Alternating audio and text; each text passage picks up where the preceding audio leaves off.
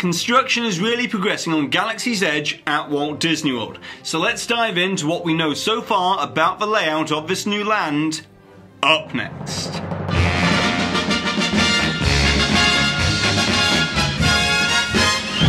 Hi there Waltoneers, I'm Jack, this is DSNY Newscast, and you know what, let's just dive right into it. So this time next week, we'll all just be about to go and watch Star Wars The Last Jedi. And don't worry, I'm not going to be doing any spoilers in this video this close to the movie being released. But you know what we can talk about, and that's Galaxy's Edge. And since we've discussed previously the Disneyland version of Galaxy's Edge and somewhat the layout of that land, let's dive in and dissect the Walt Disney World version by overlaying certain aspects of Galaxy's Edge into this aerial image by wdwmagic.com that gives us a great overview of the construction of this new land. So we know already that the entrance into Galaxy's Edge in Walt Disney World is going to be extremely different to that of the Disneyland version. As in Disney's Hollywood Studios, it will replicate the look and feel of a Los Angeles Art Deco style tunnel, where we can now see that palm trees have been planted adorning the exterior of this tunnel. And we can see that these new entrance gates have been installed that will allow access to the backstage area by cast members. And we can also see the back of the Grand Park area, which was Muppets Courtyard, has now shrunk slightly as well with the installation of these new gates. However, moving on to Galaxy's Edge, let's start with the centerpiece of this whole new land, as this area here is where the scale replica of the Millennium Falcon will go within Star Wars Galaxy's Edge, with this building behind it being the Millennium Falcon attraction. However, none of the exteriors of these show buildings will be visible to the guests, as they will mostly consist of a mountainous rockwork on the exterior. Now moving on to the entrance into this new land from Grand Avenue, you will enter through this curved tunnel and you'll find yourself in this area here, which will then offer two different paths within Galaxy's Edge. But as we can see, work has already started to begin on this quick service restaurant venue, which was only announced recently, so we don't know very much about it at this time.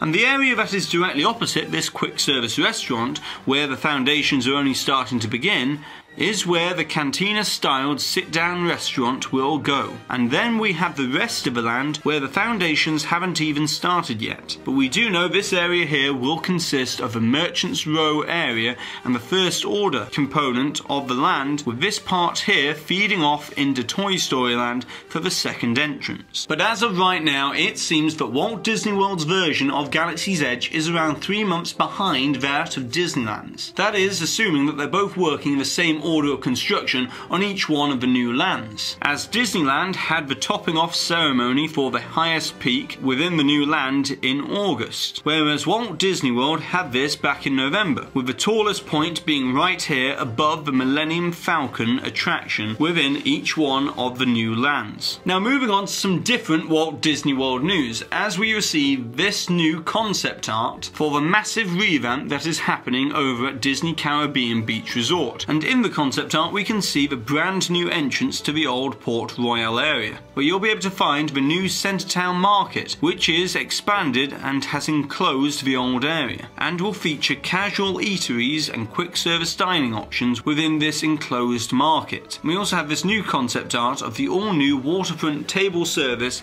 dining option of the Shutters restaurant, and it will also be accompanied by a poolside bar called Banana Cabana. And these newly renovated areas at Caribbean Beach Resort are set to debut in late summer of 2018. And so lastly for today, you know what, since it's starting to become a sort of business section on the show, and so it only makes sense that I dress in the appropriate business attire.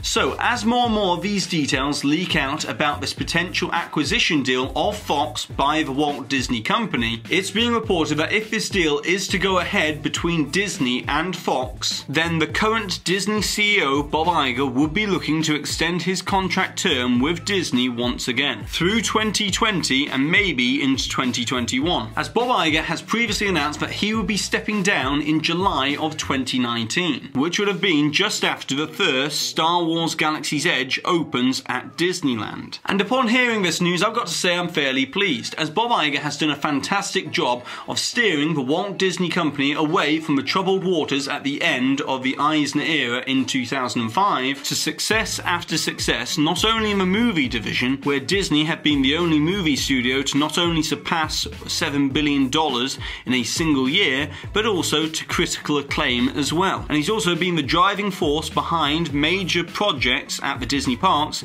such as Shanghai Disneyland, and has also moved the Disney parks more towards the immersive worlds of Pandora, the world of Avatar, and also the upcoming Galaxy's Edge. And really, this all makes sense, as the Disney board of directors would want Iger to stay on as a main component of this potential deal, as they wouldn't want the uncertainty of a CEO transitional period to coincide with such a major acquisition deal like Disney buying Fox. And not to mention that Iger has also previously said that the new Disney streaming service is expected to debut in late 2019, which also means he would be the best to oversee the completion and launch of this new distribution service too. But here's the real interesting thing, as it's been reported by the Wall Street Journal and other news publications that it's even been suggested that James Murdoch, the eldest son of Rupert Murdoch, would take on a major leadership role within the Walt Disney Company as part of this acquisition, to oversee the integration of 21st Century Fox's media assets